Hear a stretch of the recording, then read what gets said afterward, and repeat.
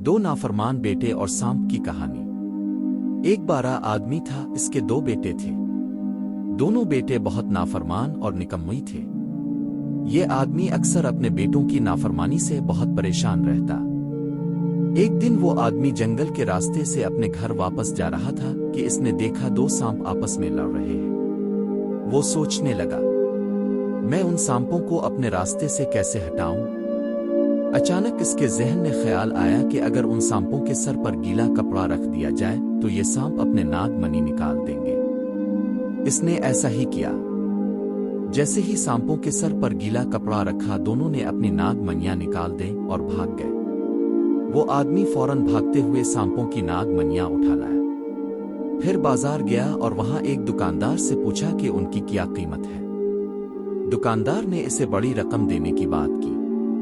ये सुनकर वो खुशी खुशी अपने घर वापस आया और अपनी बीवी को सारा वाकया सुनाया। बीवी भी बहुत खुश हुई।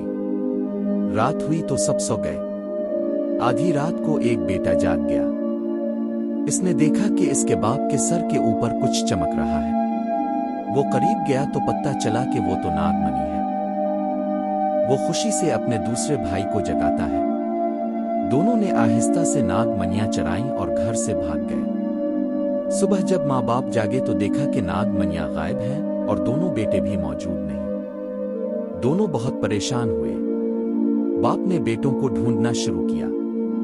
बाजार गया, वहां ना मिले। उनके दोस्तों के घरों पर भी गया, मगर वहां भी बेटे ना मिले। आखिरकार उसने जंगल जाने का फैसला किया। वो जंगल में बहुत दूर तक गया। थक कर एक जगह बैठा और आदेर अलिफादेर देखने लगा। अचानक इसकी नजर झाड़ियों में कुछ चमकती हुई चीज पर पड़ी। वो करीब गया तो इसके होश उड़ गए। वहां इसके दोनों बेटे मुर्दा पड़े थे। बाप तड़प कर रोने लगा। इसने गौर किया तो बेटों के हाथ में नाग मणियां मौजूद थीं। असल में वही सांप जिनकी नाग मणियां उन्होंने चराई थी, उन्हें काट कर मार गए थे। बूढ़ा आदमी नाग मणियां लेकर गमगीन दिल के साथ घर वापस लौट आया।